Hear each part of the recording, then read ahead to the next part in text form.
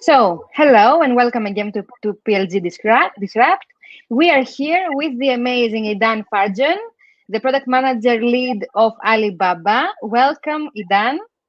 So nice to have you here. Thanks for having me. So, in this session by PLG Disrupt, Idan Fargeon, product manager lead at Alibaba, will share some of the challenges of designing and developing consumer products for a culture and language different than yours, and will suggest some tips on how to succeed in such role, followed by examples from your experience being a foreign working in the Chinese market. Very impressive. So the main takeaways is on to know your market and customers, because this is the key to building a great product when consumption differences are big. Also to find local partners and tools, to get the right setup to support you when language is a barrier, and of course, build trust, because relationships matter when building a cross-culture collaboration. These are the main key takeaways. We're so happy to have you here. I'm going to leave now and let you present your insights. Thank you for being here.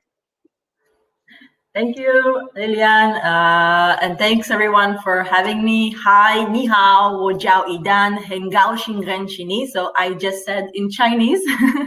Hi, my name is Idan. Nice to meet you all. I'm really excited to be here sharing with you some of the challenges of designing and developing products for a culture and language different than yours. Today, I will suggest some tips on how to succeed in such a role, followed by examples from my experience being an Israeli working in the Chinese market. But please take this with a grain of salt, as some tips are subjective to my personal experience, and some might be mostly relevant to working with China. And one last thing that I want to mention, unfortunately, during to company policy, I could not answer live Q&A after my session. But feel free to leave me messages or write me after on LinkedIn, and I'll try to reply as much as I can, basically. So let's start with a bit of background about myself. I started my career in advertising agencies, but I was lucky enough to get a job at Google very early in my career, which I believe has made a big impact on my journey pursuing a PM role. At Google, I spent 3 years where I was acting as a product solutions and innovation specialist, leading mainly the video and social and analytics products in Africa, Greece, and Israel markets. My next role was at Wix.com, the website building platform with over 115 million users across 190 countries worldwide. 4 years at Wix, and my PM skills and methodology got super polished, being part of such a great company led by product. In my role, I was leading the video product team, helping creators worldwide build a video website to grow their brand online. And today, 18 months now, since I've joined Alibaba Group, leading the product of Israel machine intelligence site, helping translate customer insights, market trends, and data with an emphasis of AI and computer vision. That's my current focus. Translating these into products that customers love. And guess what? I'm delivering a product for a different culture, and this is exactly what we're going to discuss today. So, okay, next slide. Next slide. Okay. So a little bit about the takeaways of today. So in the following 20 minutes or so, we're gonna first try to emphasize how different is the Chinese market from what we know in the West, and why you should get to really know your market and customers well to build great products, and more specifically, consumer products. Then I will share how to use partners and tools to get to know your customers while you don't speak the language. When you work on foreign markets, this is one of the toughest things that I had to deal with, and the communication barrier. And finally, how to use trust to build a thriving cross-culture and remote collaboration. So a little bit about my company, Alibaba, before I begin. I'm sure a lot of you know it, but maybe not everyone. So according to analysts, Alibaba Group is the largest retail commerce business in the world in terms of GMV. As of March 2020, our annual active consumers reached about 960 million globally, including 780 million in China and 180 million outside of China. Our businesses are comprised, as you can see on the screen, of core commerce such as Taobao and Tmall. This is our largest marketplaces, but also other businesses like supermarkets or travel booking agencies, video platforms, personal assistants, and so much more. The Alibaba economy is pretty huge. And it's all sitting on infrastructure such as Xanyao Logistics, Idan Financial, Payment Solution, and Alibaba Cloud, our cloud computing and technology. And this is basically the business unit which I belong to. I'm working there. And a little bit about Israel. Israel side belongs to Damo Academy. That's an innovative global research program. We specialize in AI, but more specifically creating products driven by computer vision.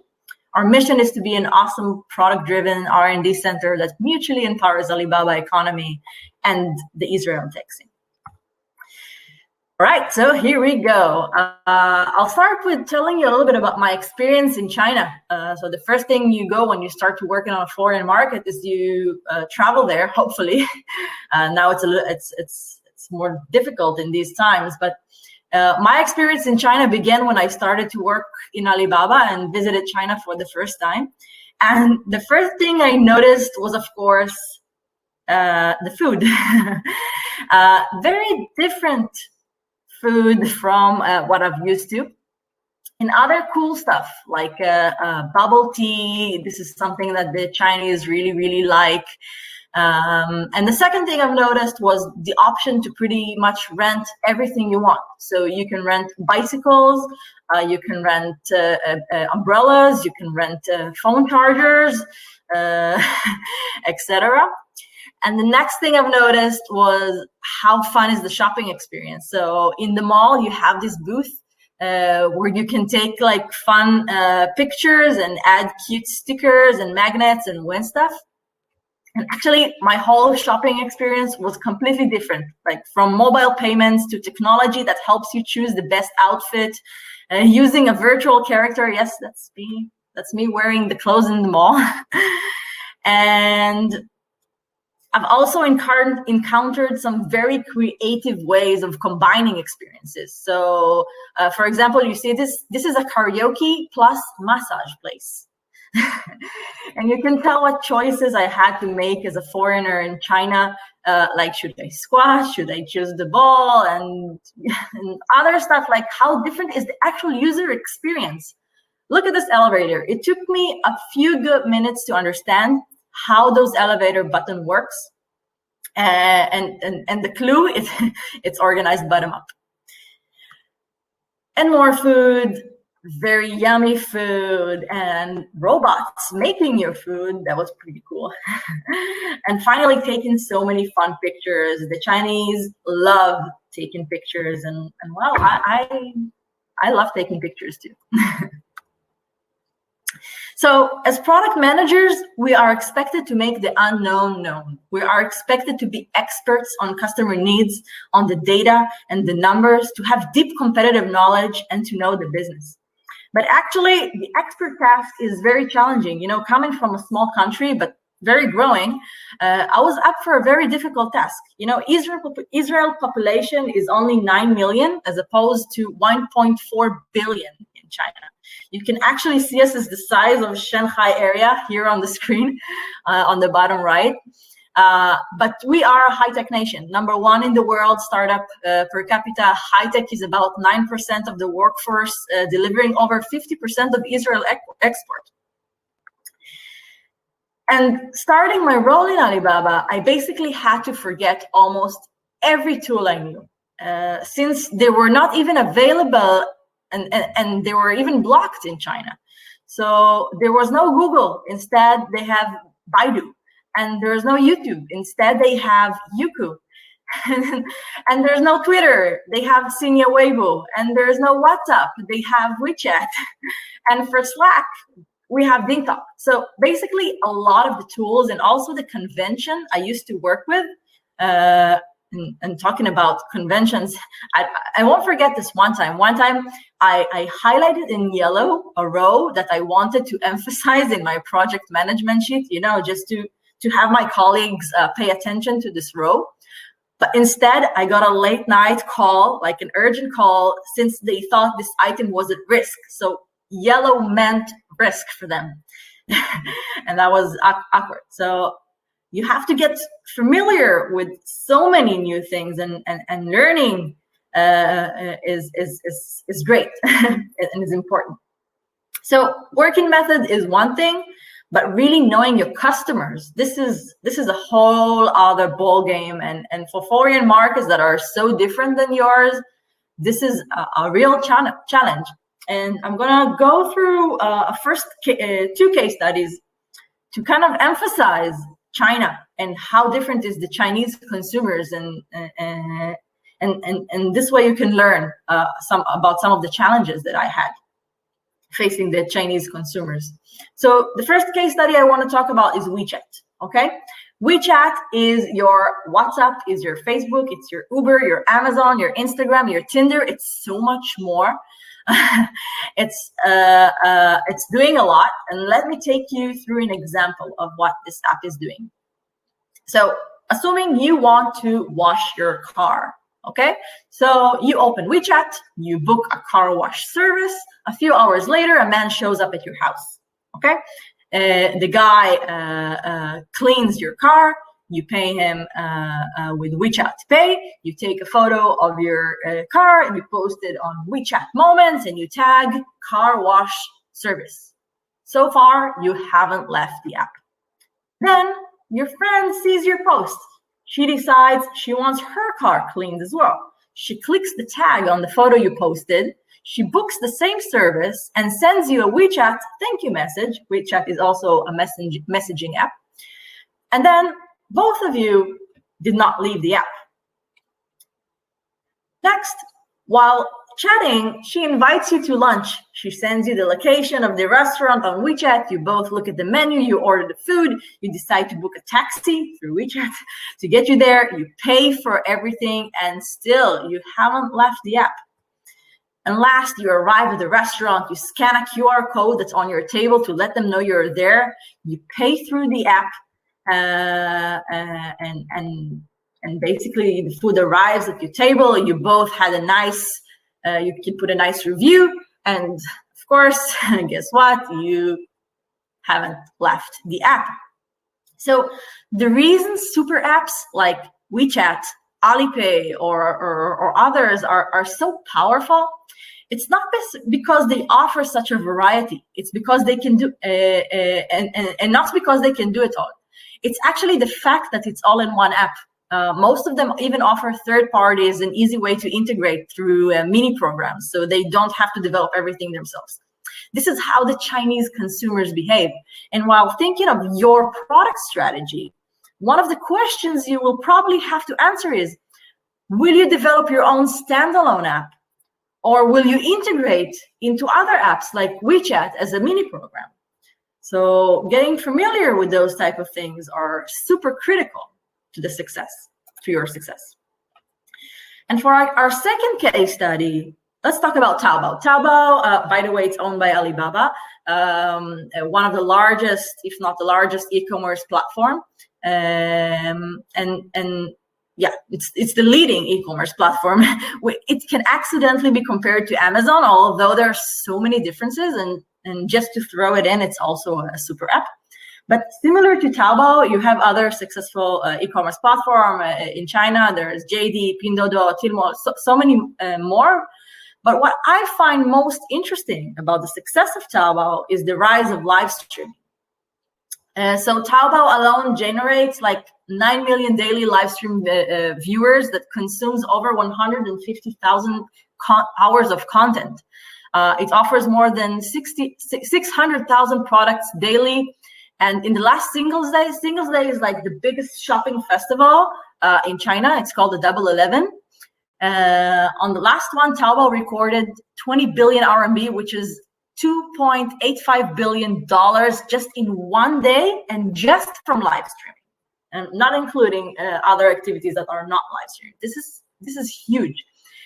And so this is why I want to talk to you a little bit about this consumer trend. And we're talking about live interactive mobile and social experience. So the viewers are given a show.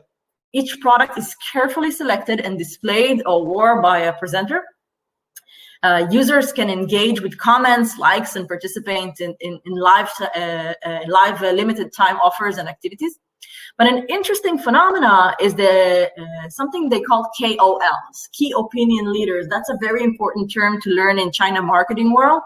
And while pursuing consumer products in foreign market, you'll have to get to know with the local marketing terms.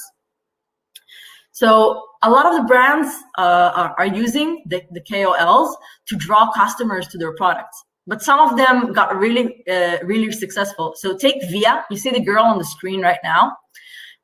So for example, in the last single day, the Double 11, which I've mentioned, she held an 8-hour live session that earned about 3 billion RMB. That's a lot. That's huge even, just for one day and just for one opinion leader. And this actually makes her the top live streamer of Taobao, and actually also a millionaire, just living out of this platform. And why live stream on e-commerce platform work, you ask? And this is something I've investigated a little bit. So first, it's a curated, trusted selection of products. You know, live streaming hosts, they carefully curate the product selections to their fans.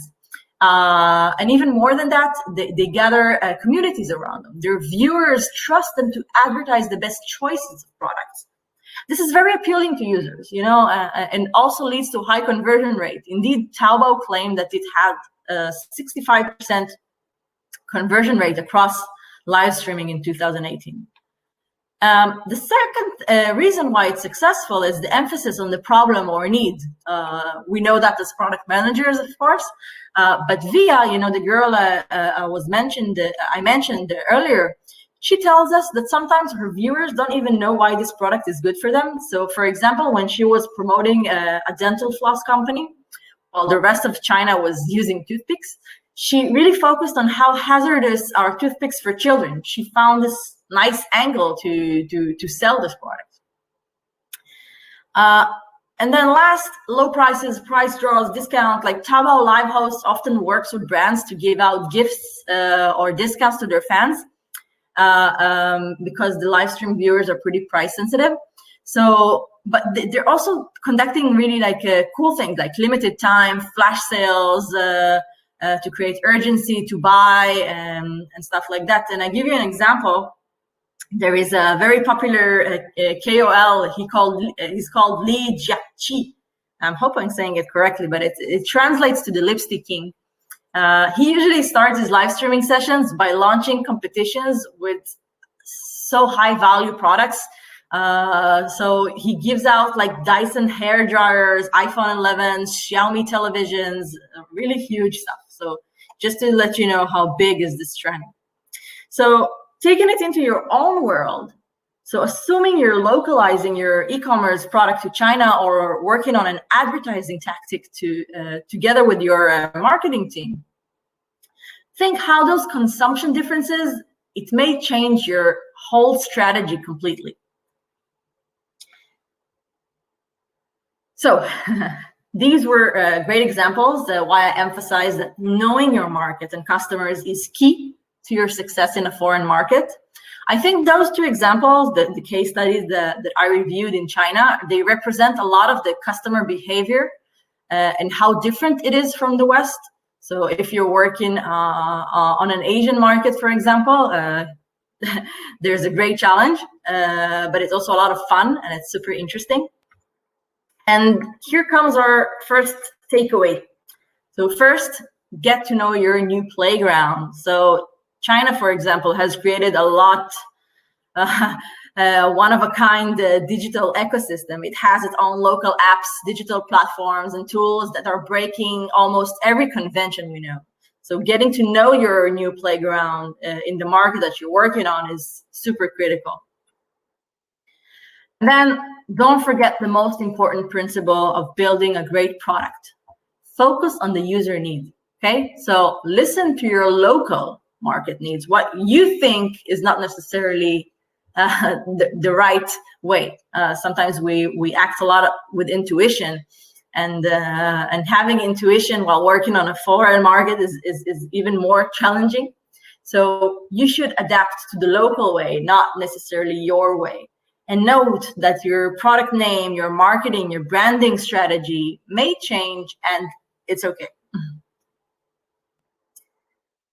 Okay, so this is all great, but how do you get to know the market and customers while you don't speak the language? I started picking up a little bit Chinese, but definitely not enough to read, to talk, and stuff like that. Hopefully I'll get there in the future. This brings me to our second takeaway, which is finding local partners and tools. So finding a partner may not be an easy task. So it can either be a UX designer that works with you and knows your product and user experience very well. If you have the resources, you can even consider hiring a local product manager to join your team. You can leverage your social connections. So for example, you can find colleagues or even teams that can support you and ideally join meetings and share their knowledge. But if none of the above is possible, just bring a translator. We must have the support. Sometimes in my meeting, we just bring an external translator. The meetings are longer, but that's the way it has to go. So to perform market research, so we know that it's an important task for us. So you can either use local service providers or available online resources in English. For example, I follow some newsletters from TechNod or Take in Asia. I'm sure there are other interesting sources. Also Gartner and Forrester, they have a lot of interesting information on different markets. And here's a great tip, okay? Use less words to avoid misunderstandings. If you want to talk with a customer, show an MVP or show a working demo that clears out the main value proposition. You can also use translated PowerPoints. In the example you can see here on the left, for example. I tried to say, but instead of writing, I put it in this drawing here. I tried to say the user has taken a wedding photo on his mobile phone, which then appears in Tmall Genie on their annual anniversary. So instead of saying all this text, I explained it using the visual examples, and those are super critical for the success of the communication. And this has really, really helped me to clarify my intention. And then there are really great built-in communication tools today. So WeChat that I mentioned earlier, and also DingTalk, which is a great communication tools for businesses. They're doing a great job. You send a message in one language, you get it in another language. That's a lifesaver, basically. But also if you have like very simple tools like Google Translate and stuff like that. But if you're in China, those are blocked, so you will require a VPN to use Google in China. And maybe the most important tip post COVID-19, of course, when we are able to travel again, is to fly out as much as possible if you can. So nothing can replace a local experience that you see with your own eyes. So I'm really, really crossing my fingers that we can fly again very soon. All right, so this brings us to the third and the last part of our session. And it's now that you've found your partners and you've found the right tools to help you communicate, the next step will be to maintain a good cross-culture collaboration with those partners and manage the different stakeholders that might be part of the decision-making of the product.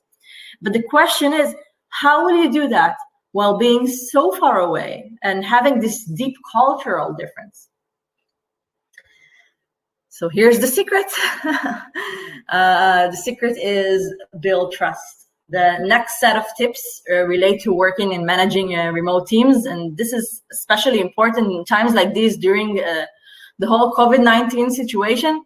Yet the importance of these tips is even more emphasized when these teams are from different cultures. So first, to build a good trusted collaboration, align and share your goals and expectations. This is super critical. First, create a belief in the customer problem. Why this is a good problem, for example. What is the unmet need of the customer? What is the market size? Who would pay for your solutions? You know, what's obvious for you is not obvious for everyone else.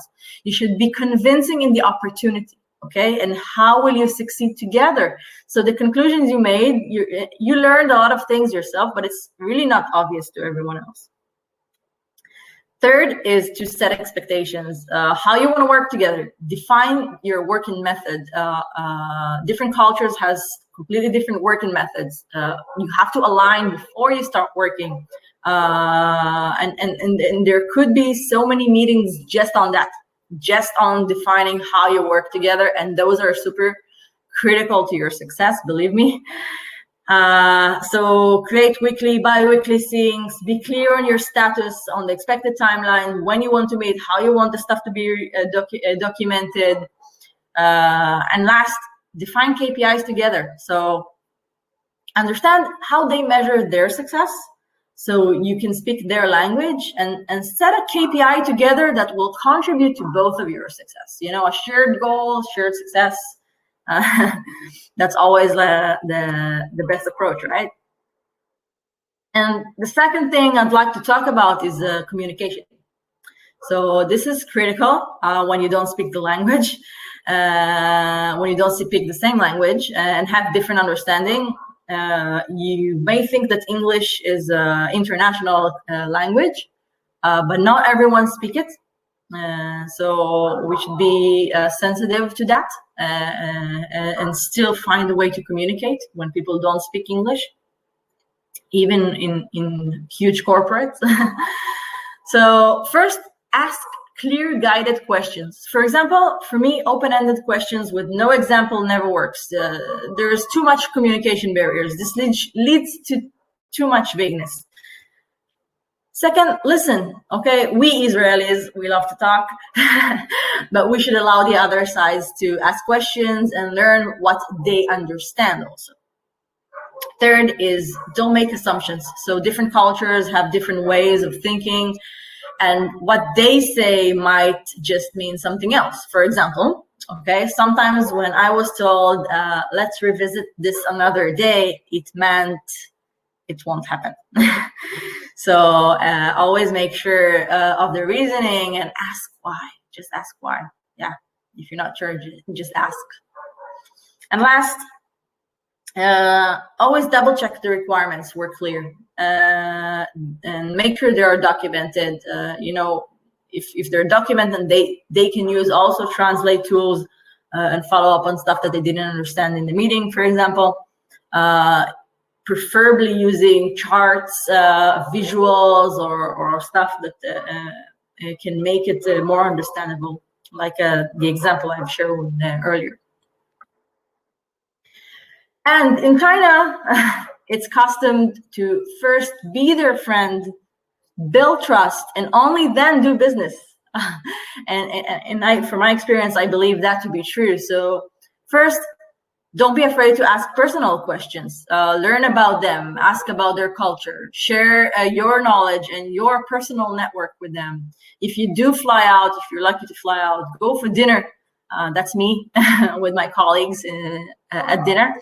Learn a few local words and some table manners. For example, don't point with your chopsticks. That considers to be rude. Or don't finish up your plate. If you finish up your plate, it means if you finish your plate, it means that you're hungry because they didn't bring you enough food. So it better leave some food on the table. Those kind of things. You can follow up on holidays and special events and take pictures and share with them. take pictures during dinner, send them the pictures after. I mentioned that before. They love taking pictures. This is a fun social way to interact, and personally, I love it. Yeah. And lastly, don't forget to use your foreigner charm. So use it to your benefit. I've talked a lot about how to know the local market and how to fit and find ways to communicate and build trust. But there is a charm in the foreign market, in the foreigners. So there's a reason that they're working with you, or why they chose you. There's a reason why there is an office in your country, for example. So we do need to remember that, after all, because this is what's going on for us. So remember you need to be authentic. Don't try to be 100% local, and that will be impossible. But yeah, there's so many challenges up our game. All right. So this is our time. Time is up. It's time to remind ourselves the main takeaways we went through today, from the importance of getting to know your market and customers. And I've emphasized a few examples how important it is to get to know the local consumers. And this is really, when we're talking about consumer products, this is really hard sometimes. Second, we talked about finding local partners and tools to support you. And we talked about some ideas to find partners and some tools that I use today. And finally, closing in on a good collaboration using trust. Trust is the key to making business, and you should invest time building it. It's not trivial. It takes time, but once you get there, I believe that there can be a really awesome, great collaboration. So I hope you enjoyed this webinar and my shared experience working on the Chinese market. Good night or day, depending where you are in the world. Thank you so much, Dan. It was really a fabulous presentation because it presented the culture, all the product management background. It was so full. What I should say is that if I go to China as a Greek, I should end, I should eat all my food, because if I don't, I will think that I'm, it's an offense towards the Greeks, So if I have a Chinese here, you will eat your food. You will eat your food, the whole food. It's an offense for us because we think that we didn't cook it properly, Yeah. It's amazing those little tips that you gather, like along the way when you work in a foreign market. You get all those small. every time I travel there, I got like astonishing new tips and details, things that you didn't even think about. So yes, of course, totally agree. Super interesting. Thank you so much, Dan, for this contribution, and I wish you all the best in your future. Thank you very much. It was a pleasure. Bye-bye. And we continue in the next 10 minutes together with Matt Bilotti from Drift. So stay tuned for the next 10 minutes. In 10 minutes, we are tuned in back. Bye-bye.